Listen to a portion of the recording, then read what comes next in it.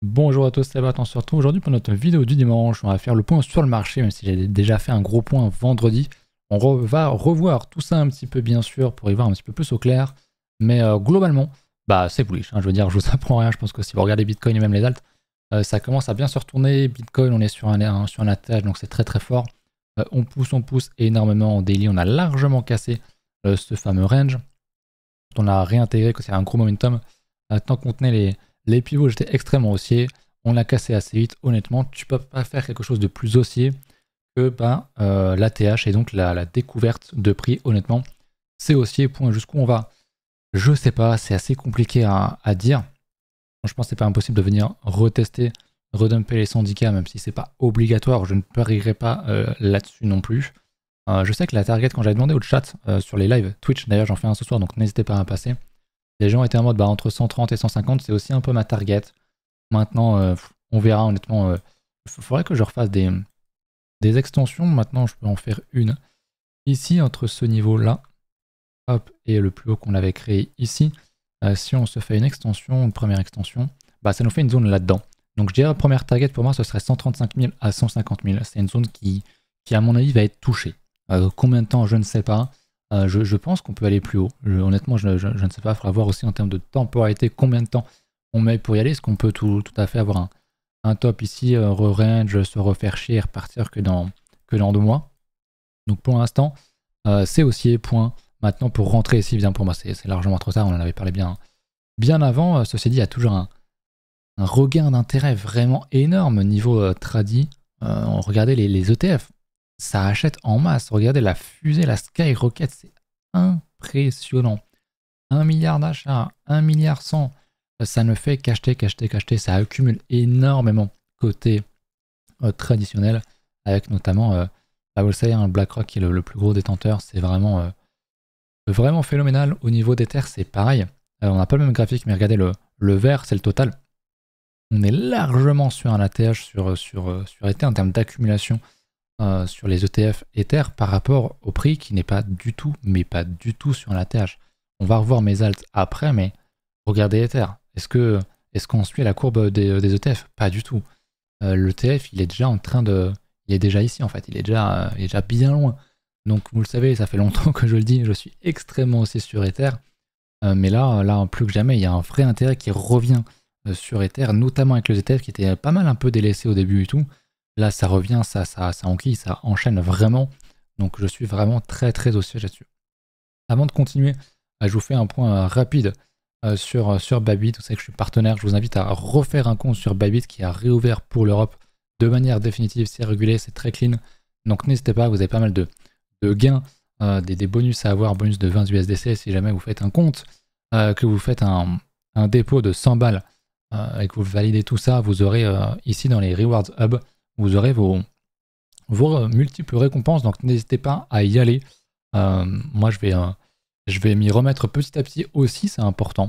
Parce que honnêtement, c'était ma plateforme préférée avant qu'on soit dégagé à cause de la régulation. Maintenant, c'est clean.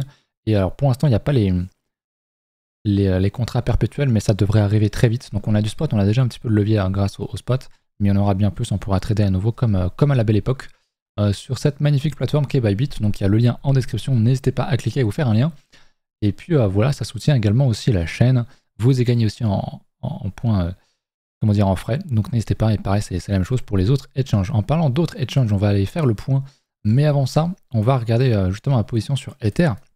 Donc je vous rappelle comment est-ce que je suis rentré là-dedans. J'étais rentré ici en x4, parce qu'on prenait quand même vraiment beaucoup de niveaux, c'était vraiment trop vendu, survendu, c'était impossible pour moi qu'on aille plus bas, c'était vraiment n'importe quoi. On a eu une belle propulsion haussière, on a eu un beau range avec un beau setup de double déviation. Ce que j'appelle la setup de double déviation, c'est quand tu as un range, tu fais une déviation, donc tu pièges les acheteurs ici. L'objectif, c'est de faire une autre déviation dans l'autre côté. Et quand tu réintègres, et bah, c'est là où, une fois que tu as piégé les acheteurs, les vendeurs, bah, tu repars en tendance pour recasser le niveau de la première déviation, ce que j'avais déjà expliqué. Et donc, tu pars en tendance fortement derrière après ça. C'est vraiment un très beau setup que j'aime énormément, qu'on voit pas souvent, surtout en daily, vous imaginez bien. Mais tendance de fond haussière, setup double déviation, on part. Et là, je pense vraiment qu'on va partir très très loin sur Ether. C'est une de mes plus grosses positions D'ailleurs, je vous montre ça de suite. Ether, je l'ai sur Bitmart ici. Pareil, il y a un lien en description si jamais ça vous intéresse. J'étais rentré en levier x4 ici. J'avais vendu une partie du bac pour re-in en x5 et donc m'exposer davantage une fois qu'on avait confirmé la deuxième déviation. Et j'ai bien fait parce que là, ça pousse fort. Vous voyez, j'ai déjà pas mal de gains. La position fait plus de 11K. C'est vraiment une de mes plus grosses positions. Donc, je suis très content. Très content de ce niveau-là. Je ne prévois pas de vendre maintenant. Je le redis, il y aura un piège à mon avis qui va consister à vendre trop tôt. Je pense qu'il y en a beaucoup qui sont en mode c'est impossible, il y a enfin du vert, je peux enfin sortir.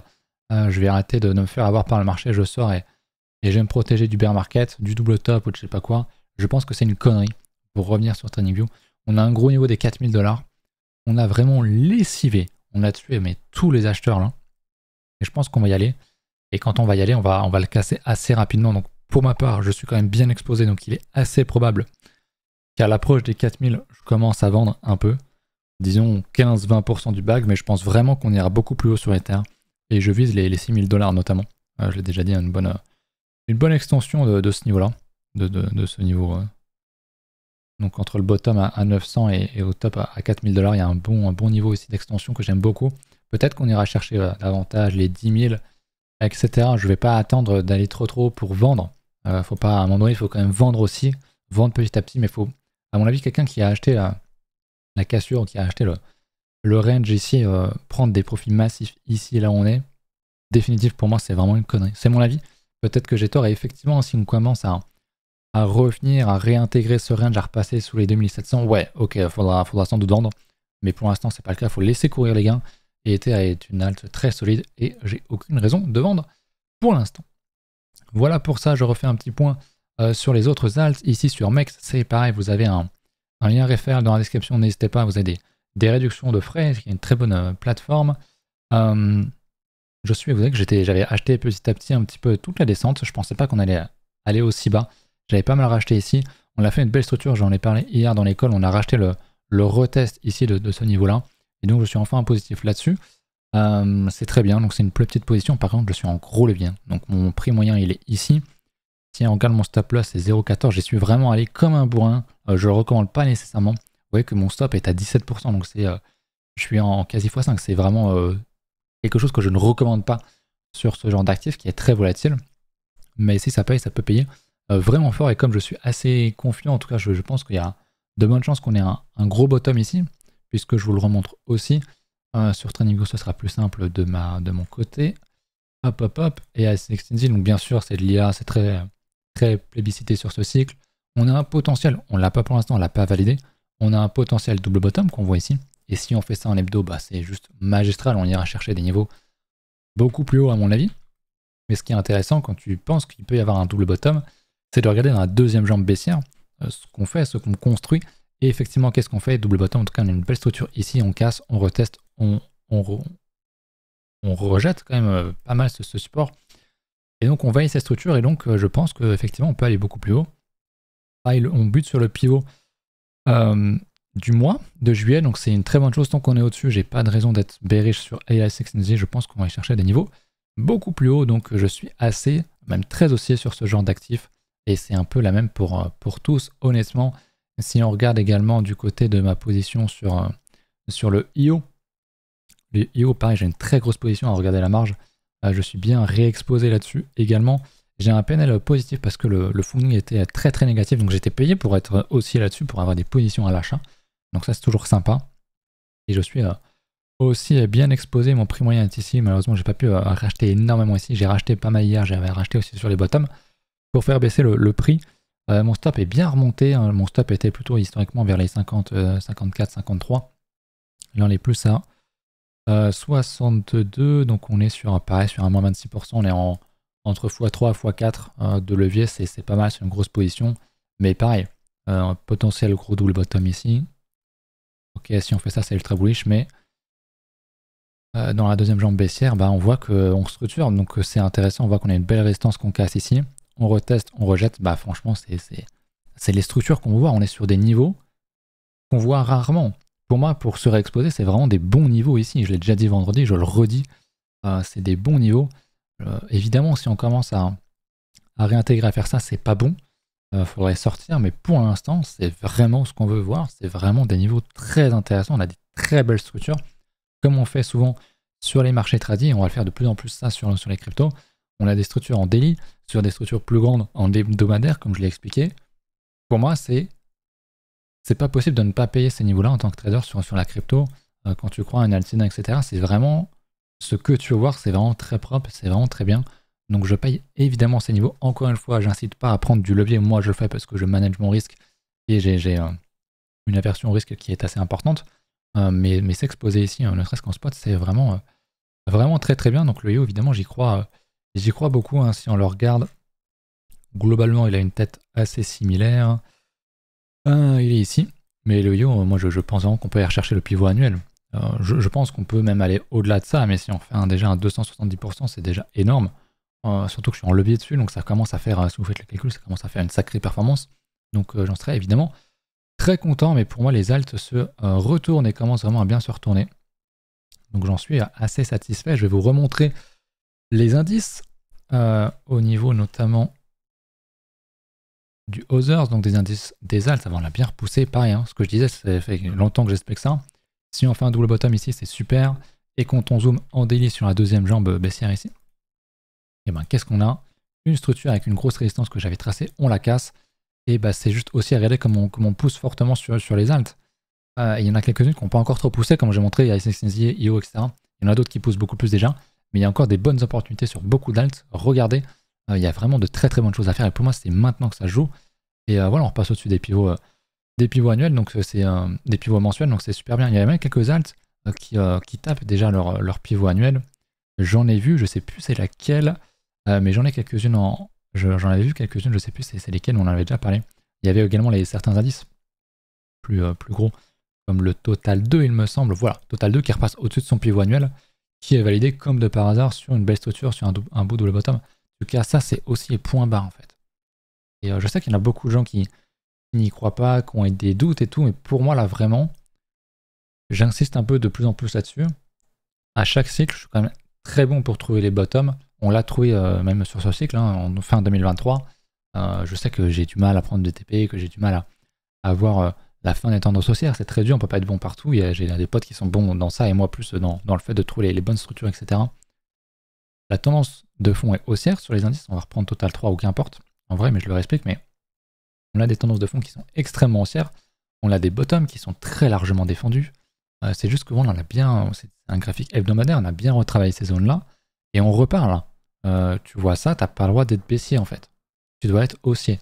On est quasiment sur ATH des indices. Quand on va faire un ATH, et je pense qu'on va le faire, ce sera quelque chose de très très haussier. Donc on me posait la question dans les commentaires, c'était Pouf qui me dit est-ce que tu vois un double top sur le total? Allons voir le total simple. Non. On l'a fait un ATH déjà, ok? On repasse au-dessus, on l'a consolidé un petit peu en dessous, on repasse au-dessus, c'est extrêmement haussier. Et quand on revient sur résistance, comme on le fait actuellement, un double top, il faut bien comprendre que c'est parce qu'on revient ici qu'on a un double top. En plus, déjà, on a une touchette, une seconde touchette, on est sur la troisième. Vous savez que plus on attaque une résistance ou un support, plus il y a de chances de casser. Contrairement à la croyance commune où ils identifient facilement un niveau, ils disent ah, c'est donc une résistance, donc je vais vendre. C'est une connerie. Et pour revenir à ce que je disais, un double top, c'est pas ça. Un double top, c'est ça. Et on parle d'un double top une fois qu'on a cassé ce niveau-là. Donc le double top, c'est une fois qu'on casse ça. On n'est pas du tout sur ça actuellement. Pour l'instant, on est sur résistance, on rattaque encore une fois une résistance. Après consolidation dans une tendance de fond, s'il vous plaît, qui est extrêmement haussière. Donc ça, c'est le total, donc la capitalisation du marché crypto. T'es vraiment bearish quand tu vois ça? Non. Alors si on bute sur la résistance qu'on a actuellement, qu'on commence à parler chinois, qu'on commence à avoir les signes pas très beaux, ok, pose des questions. Mais là, pour moi, c'est extrêmement haussier. On est déjà largement au-dessus de l'ancienne attache de 2021. Et on va refaire un attache par rapport à 2024, je pense. Et si on casse, c'est haussier point faire un attache, il n'y a rien de plus haussier. Alors si on casse et qu'on réintègre, ok, il y a danger de déviation, etc. Mais là, il n'y a pas de question de se poser ce qu'il y a un double top ou quoi. C'est beaucoup trop tôt pour moi. Donc je sais que les double top, je l'ai redit déjà il y a quelques semaines et quelques mois, il y a un vrai PTSD, un vrai traumatisme du double top qu'on a fait en 2021 sur Bitcoin et sur les indices globalement, ce qu'on avait fait ici. Donc là c'était un double top, hein, le fait de faire ça. Ok, là, il y avait un double top, c'était extrêmement bearish. Mais je le redis, les gens regardent beaucoup trop ce qu'on fait le cycle juste avant. Je suis là depuis 2017, c'est comme ça, hein, pour trouver le top, pour trouver le bottom, les gens regardent ce qui s'est passé avant, ils disent ah, il va se passer ça ou il peut se passer ça, attention. On ne refait jamais la même chose. Jamais, jamais, surtout pas sur le cycle qui suit juste après. Donc pour moi, juste de ce principe-là, il y a de fortes chances qu'on fasse pas de double top. Le top sera fait avec une autre structure. Est-ce que ce sera un blow-off top? Est-ce que ce sera... J'en sais rien. Le double top, j'y crois pas. Et pour autant, ça pourrait arriver. Donc je fais attention, mais il y a un vrai PTSD de se dire, oh putain, on a fait ça la dernière fois. Regardez ce qu'on fait. Il y avait la même chose ici. Hein. Les gens ici se disent, oh regardez, on refait encore une fois sur les niveaux. Donc double top. Le nombre de gens qui sont aveuglés par leur PTSD, alors qu'on est sur ATH, qu'on enchaîne des plus encore et encore, c'est affolant. C'est haussier. Tu fais ce genre de pattern, c'est haussier. Regardez Bitcoin, qui a bien fini par recasser ce niveau. Je pense qu'on aura la même chose sur les indices, sur les alts, et que ça va, et que la liquidité va se déverser aussi dessus. Alors je sais, on me l'avait dit dans les commentaires aussi, c'est tôt, bien sûr que c'est tôt, mais on commence à avoir des signes positifs. Notamment, je me suis trompé de graphique, attendez. Notamment sur la dominance. On va regarder ici sur la dominance qui commence à se retourner, c'est encore très tôt. Pour moi, on a validé une nouvelle déviation, donc c'est quelque chose de bien qu'il faut accueillir, qu'il faut prendre en compte. Et on baisse. On baisse, on a fait un retest du pivot sur la dominance quasiment du niveau ici, et on rejette. On voit qu'il y a une force des alts. Ok, il y a une force des alts depuis le 27 juin, donc ça fait 2 semaines. C'est pas énorme, mais c'est quand même là. Donc il faut le prendre en compte. Tu peux pas dire qu'il n'y a pas une tendance haussière sur les alts pour l'instant. Peut-être qu'on a un bottom ici quand on part sur une surdominance sur Bitcoin, qu'on va se faire rect, etc. Pour l'instant, c'est pas le cas. Moi, je vois pas pourquoi ce serait différent ce cycle-là. Pourquoi est-ce qu'on n'aurait pas à nouveau une grosse baisse de la dominance et donc une domination des alts? Souvent, je le redis, ça se fait à la fin des cycles. Le cycle est bien entamé depuis fin 2023 à 2024. Je pense qu'on est largement plus sur la fin du cycle, et donc on pourrait avoir cette dominance, cette domination des alts. Et donc, qu'importe à quel point Bitcoin est bien, qu'importe à quel point les États, les institutions en veulent, c'est déjà préacheté, tout le monde le sait déjà en fait. À un moment donné, tu ne peux pas compter que là-dessus. Vous savez très bien que quand vous avez une info, c'est sans doute déjà trop tard pour l'acheter sur le marché, c'est déjà préacheté, c'est déjà compris par le marché. Il ne faut pas essayer de se trouver des raisons fondamentales à chaque mouvement de marché, etc. C'était bien d'avoir une vision très long terme haussière ou baissière, mais je sais qu'il y a beaucoup de gens qui disent c'est impossible que les alts explosent parce que ce cycle c'est que Bitcoin. Chaque cycle c'est que Bitcoin. Vraiment. Je suis là-dessus 2017. 2017 c'était que Bitcoin. 2021 c'était que Bitcoin jusqu'à la fin. Alors bien sûr, il y avait toujours, comme on l'a connu hein, sur ce cycle, on a eu la hype des IA, des RWA notamment. Je pense que ça va revenir. Et à chaque fois, à la fin de cycle, tu as une domination des alts. C'est très court. Hein. 2021, c'était très court, mais très puissant. Ça dure très peu de temps.